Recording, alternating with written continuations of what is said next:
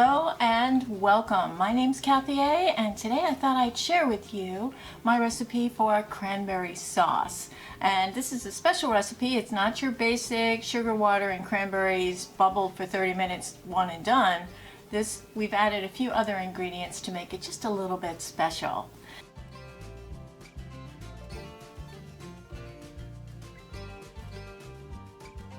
So cranberries themselves have been used for centuries, first by the indigenous folks who lived here before we invaded. They used to use them in healing salves. They used to use them like with arrow wounds and things to help them heal. They used to use them in tinctures and tonics. Medicine men use them a lot. They're very, very healthy for you. Cranberries have a lot of vitamin C and other things. A lot of people like to use them to prevent UTIs. Because they do help kill the E. coli bacteria that can accumulate in our digestive system. So, and I'm not a doctor, I gotta let you know that, but I do watch them on YouTube. Anyway, it is an amazing fruit, and I guess they used the Pilgrims and the seafaring people used it to prevent scurvy when they were at sea, because the cranberries were very hardy. So because of the vitamin C and all the other antioxidants in it, they still keep finding good healthy compounds in the cranberry. So unfortunately, it's not palatable on its own. If you just take a berry and you stick it in your mouth, it's quite sour. Yeah. Ooh. So they are working with hybrids right now to try to make a new kind of cranberry that tastes sweeter, so you don't have to add sugar to make it palatable. And the cranberry got its name, it's kind of cute here, and I've got a picture for you.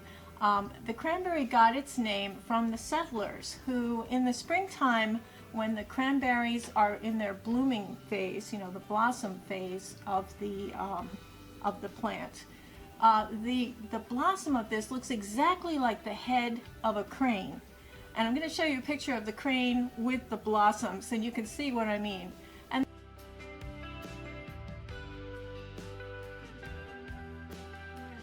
they call them, because of this, they called them cranberries.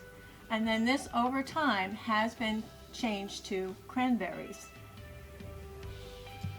Cranberries have, they basically have very finicky growing conditions that they work with, and in Massachusetts along the shoreline near Plymouth they had vines and vines of these berries, and they grew just wild. These things grow in sand and clay, and they would wrap them into like bush units. When the berries started to grow on these vines, they needed to be harvested, and it's very prickly bushes. And so they used to use, to harvest them, they used to use these combs, berry combs they're called. And it looks like a box, and the bottom part of the box looks like it has hair comb tines. And they would comb this through, and it would get through all those gnarly little branches and everything and pull the berries off of their stems, and they would collect in the box part. Here's a picture of one.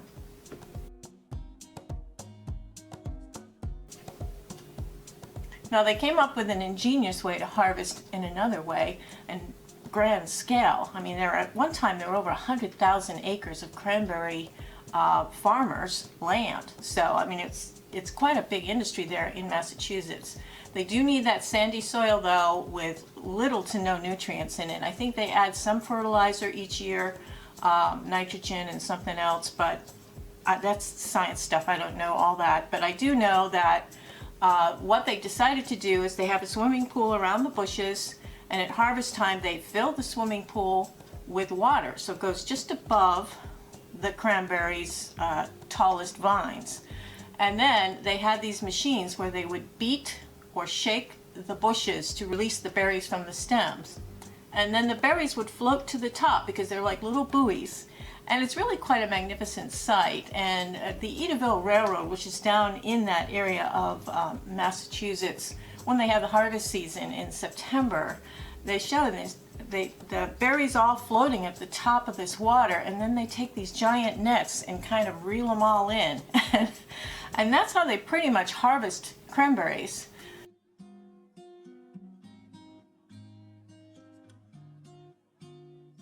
So now the Indians had their own special word for it. I'm not going to attempt pronunciation, but I'll write it here.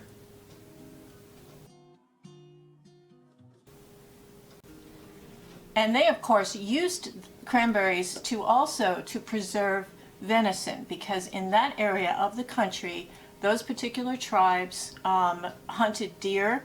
That was a main meat source. They also did have wild turkey, and they did fishing. So they found that berry acid is a great preservative for meat. So they'd make kind of like a venison jerky kind of thing using fats and berry juice, like cranberry juice. So cranberry juice probably was at that very first feast in Thanksgiving when the Pilgrims, they extended a pretty warm welcome to the Pilgrims. The indigenous tribes, I think it was the Wampanoags, really helped these poor people out that landed too late to plant crops that would come up in time. They brought their own food, and it is documented that the Indian tribes of the area brought 7 deer to the first Thanksgiving meal. So the whole thing with the turkeys, I don't know, but the turkey used to be Massachusetts state fowl, state bird, because it was so prominent. And anytime you're driving in New England, you can see turkeys at the side of the road, you know, you see them all. Anyway, I love turkeys, I do. I'm not sure turkeys were served at that first meal. However, cranberry sauce probably was, because they needed that to help preserve that deer meat so it would last for a long time.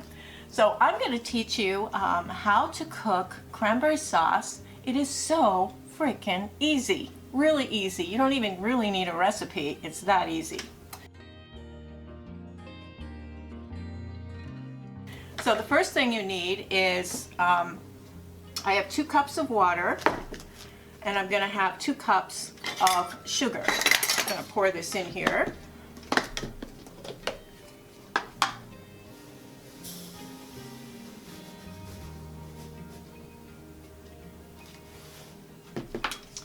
That's my two cups of sugar, 2 cups of water, and then 2 packages of cranberries.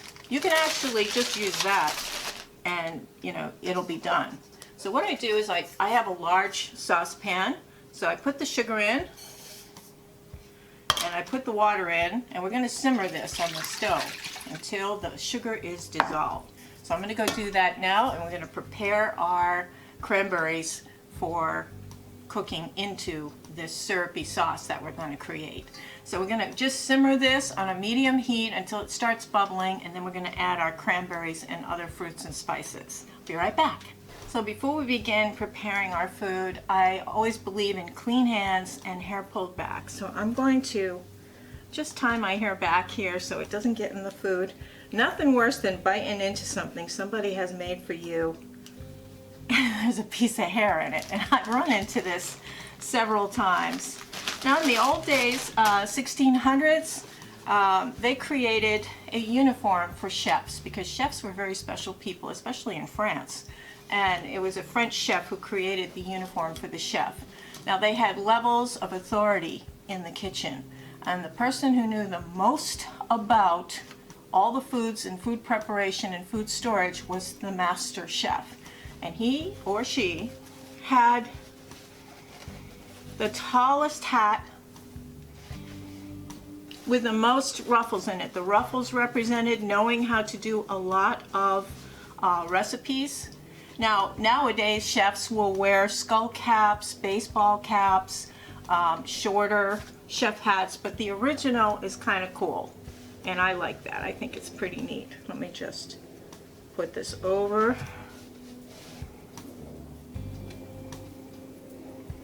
All right. Okay, I have clean hands. So now, these cranberries come in a pack of 12-ounce packages. And they are pre-washed, and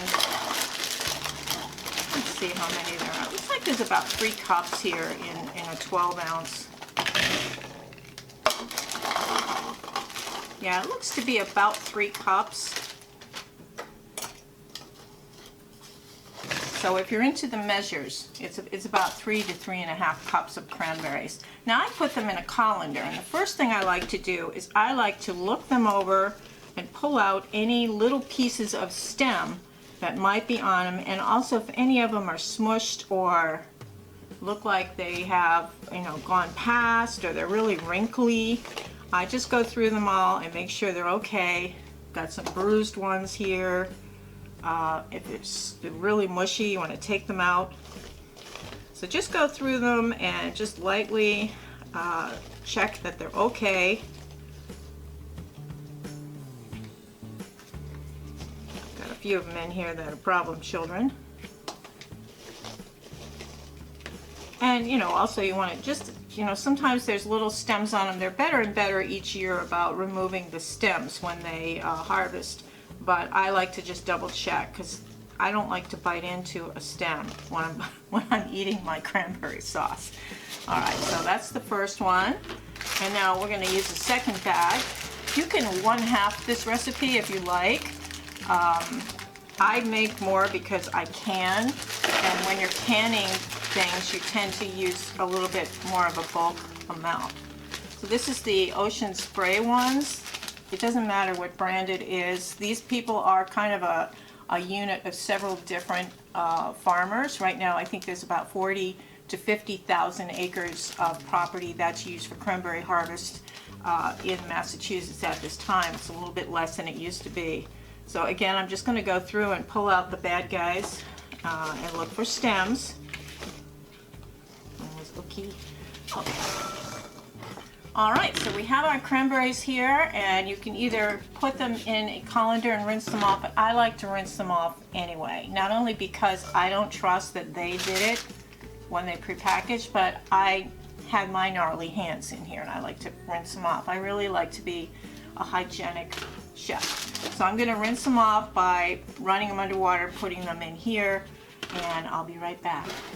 And now we're going to add some other fruit to the mix. I like to add a little bit. These are little mandarin oranges, and just maybe a 1/4 cup of them.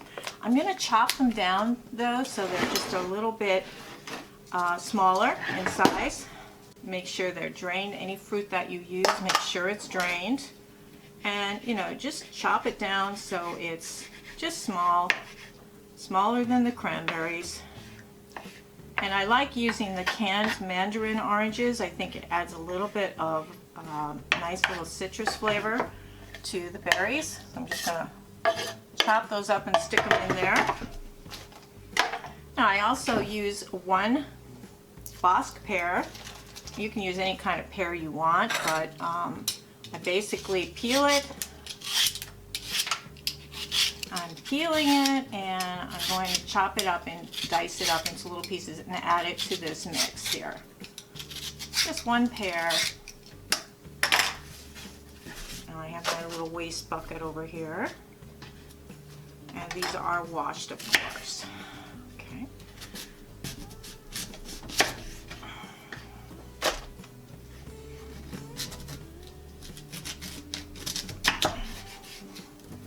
Bosc pears have a really nice flavor to them, and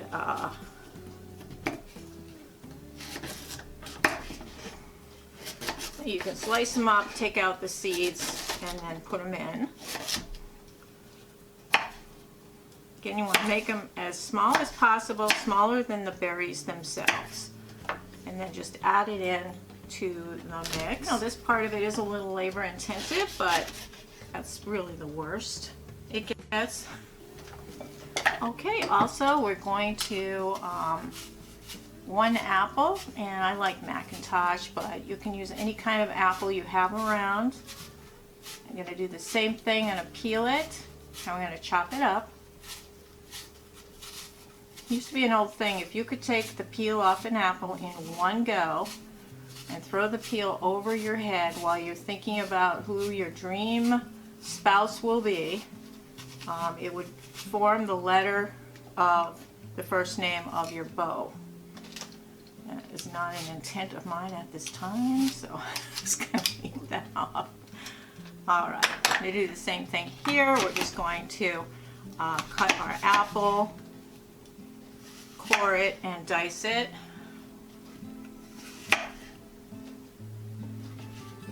And I just think doing this in real time gives you more of an idea of, the prep time is higher than if you just use the cranberries and sugar, which most people just make it with, it's usually 1 package of cranberries, 1 cup of sugar, and 1 cup of water, and you just simmer it for 30 minutes and it's done. But I like it fancy, I'm a little extra. Okay. So now we're just going to cut the apple up into little pieces, add that to the mixture.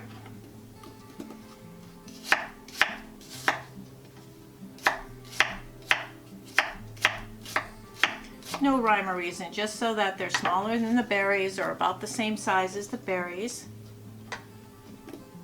Curveball here. 1/4 cup of this stuff. This is fruit that they use like in fruit cakes. This is Old English fruit peel mix. Now you can use a dried cherries or dried fruit. I just use a 1/4 cup. Let me just grab a measure here. It's going to use a 1/4 cup of this. And this has different assorted fruits in it and some peel. You can use 1/4 to 1/2 cup. It depends on, your own personal taste. Keep it refrigerated after you use it. I'm going to use just a pinch of salt. And I'm just going to use 1/8 of a teaspoon of nutmeg. And I have these wonderful magnetic little things here. Okay. This is 1/8 of nutmeg.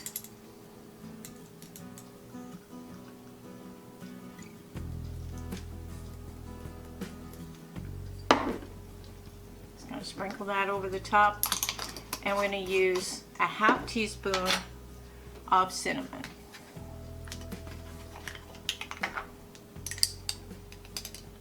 I'm just going to sprinkle that. It's a hefty 1/2 teaspoon of cinnamon.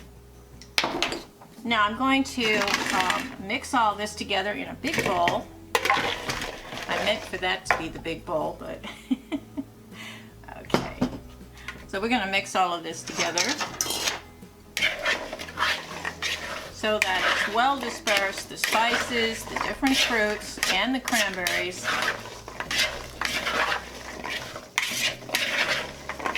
Our food preparation portion of this is done. Now we're going to just stick these into the boiling or simmering water syrup that we're creating on the stove, and I'll be right back with you.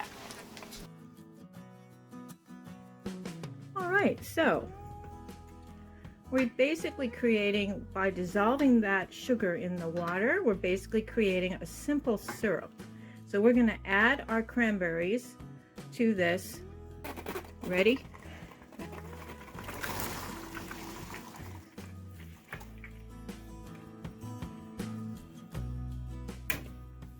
So the cranberries and the spices are all mixing in with the water and sugar combination.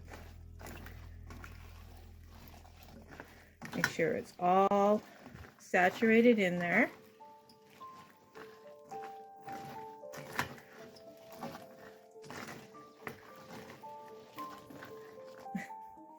Now we're going to set our timer for 30 minutes. And we're just going to have that simmer. And we're going to see a completely different product. So we'll be back in 30 minutes so we can see the difference.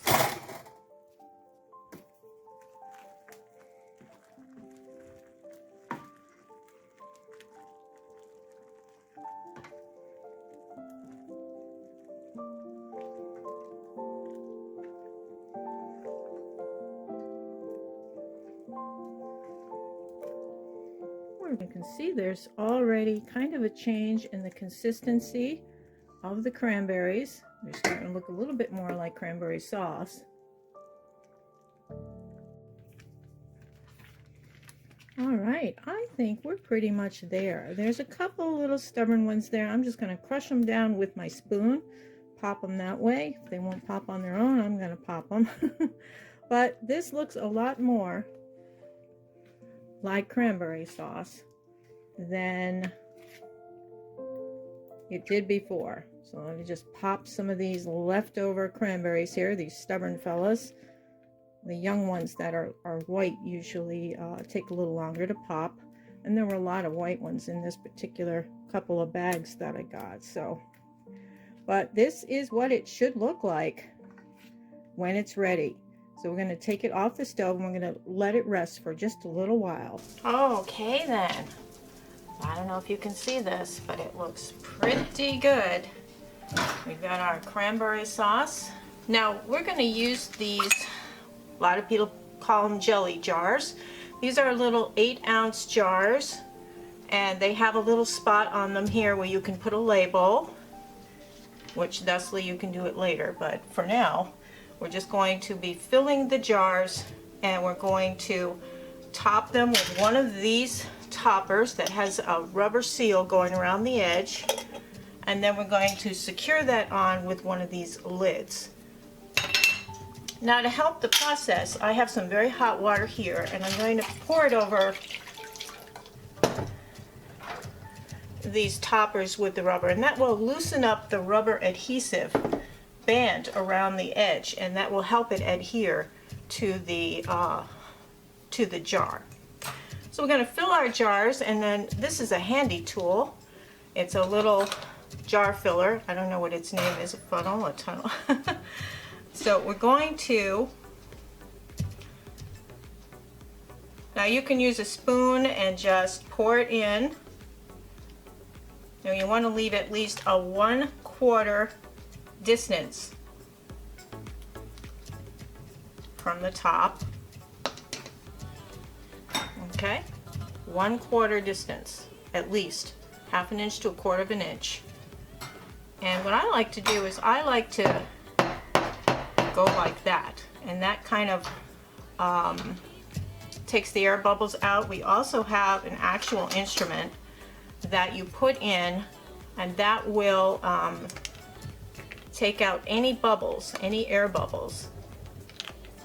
I think it's called an air bubble remover. I don't know. But you can use that if you'd like. I always wipe down the rims. Don't want to have anything up on the rim at all, so that you get a good seal with your jelly jar. And we're just going to repeat this process with each of the jelly jars. I'm going to put this in here, and we're just going to pour this in.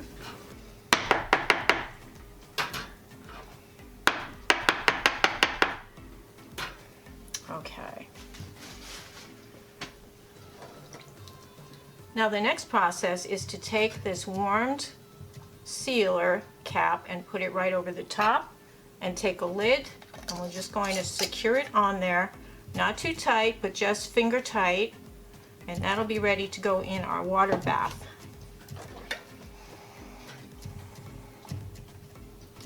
Now the rubber goes right around the edge here, and it should seal quite easily.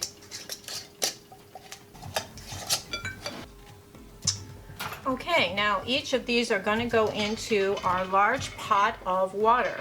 Now this is what they call water bath processing.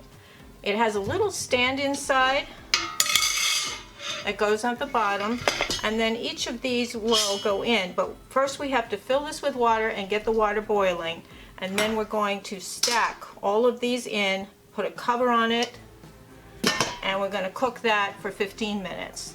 And what that does is it vacuum steams each of these jars so that the contents in them is vacuum sealed in, and they can be used right up to 1 year to 2 years from now, and there won't be any bacteria getting in. So it's a pretty cool process. I'm going to get my water bath ready, and we'll get these in.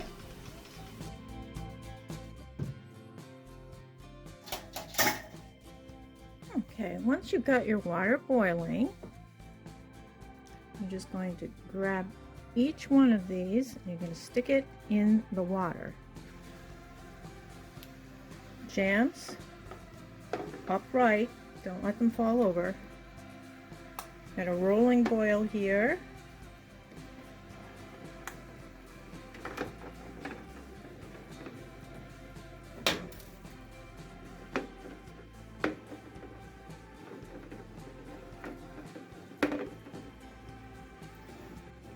Okay, and that fit all 7 of them quite nicely, actually.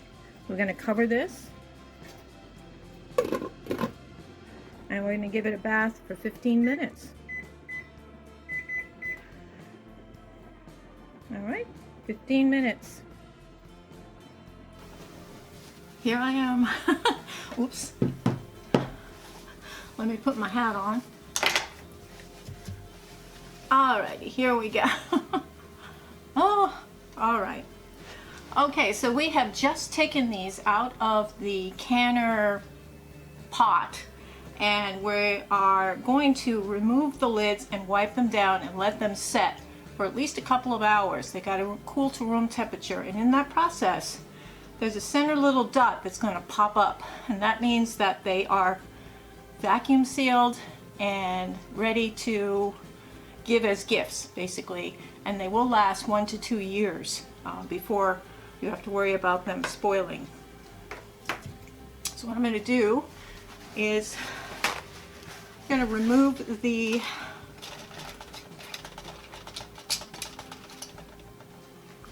those lids, wipe this down,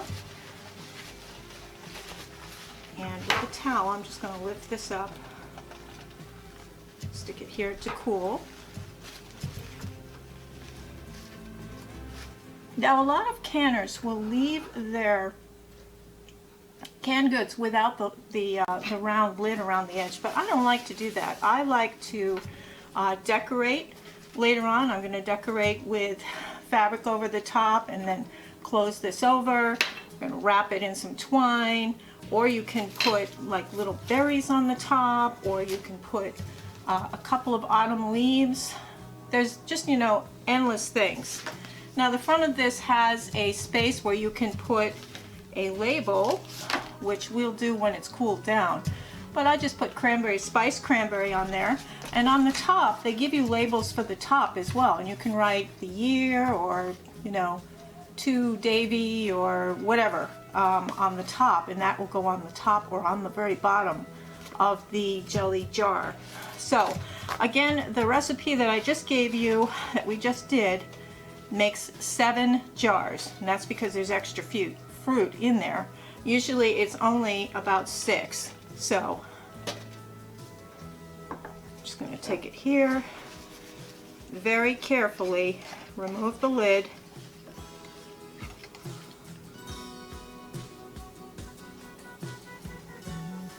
and I wipe the lid down, and I wipe the bottle down, and we'll place this up on the rack to cool. And I like to keep my distance from each other so they can cool down, because they need to cool down before you can do anything else with them. And we're going to let those set for a couple of hours, and we will come back and we will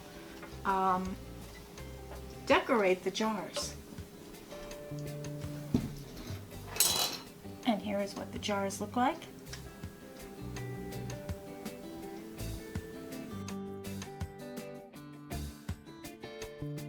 Ran some errands and this cooled off, and so I just want to show you.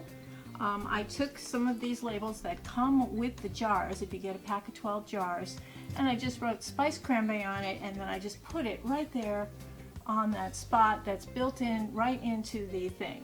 Now these are tight. I made sure to see that they were all popped, and now I have, for my display, I have a couple different ways you can decorate them.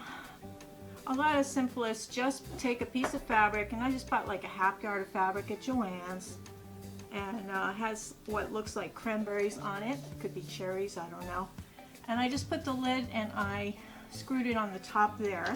And then I'm going to trim it around the edge with scissors just to make it kind of short and even. all the way around. It looks very homemade when you do it rough, so don't worry about being exact.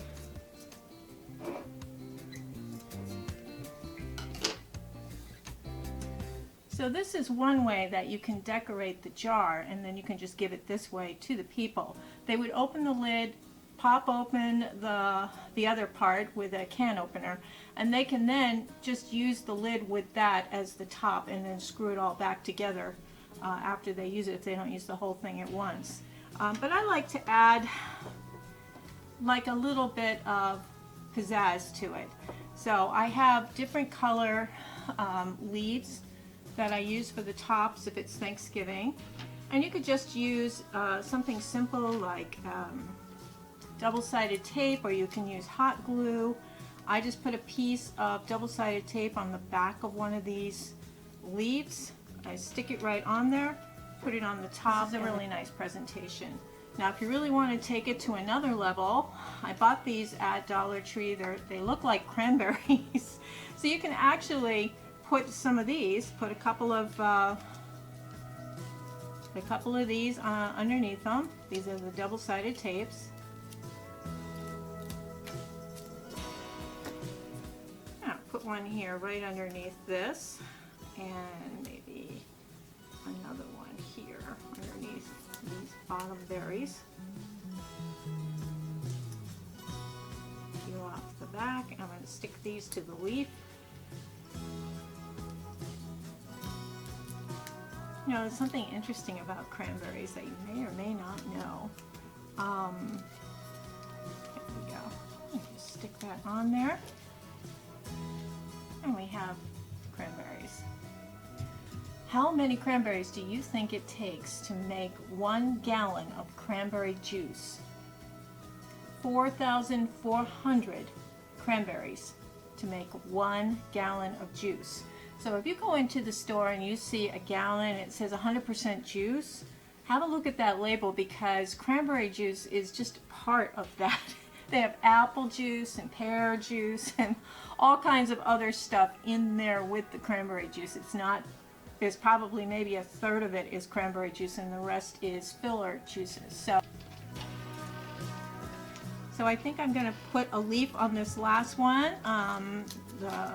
The ones with the berries are very fancy, but I think I prefer the leaves on their own. You could use whatever you want. Some people, like I said, they're kind of purists. They don't want to, you know, use anything really. Some people just get the jar, you know, without the ring on it. But you can buy these rings separately. You can buy the jar top separately, and these labels come with it. There's also these labels that come with the package too. And, you know, half a yard of fabric will do, you know, 12 of them pretty easily. I think it's a really nice gift if you're going somewhere for Thanksgiving. And these do hold up 1 to 2 years in your pantry. Keep them in the dark.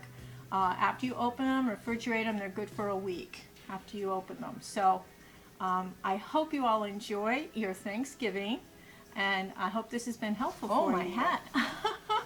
Whoops. Oh. Toodles.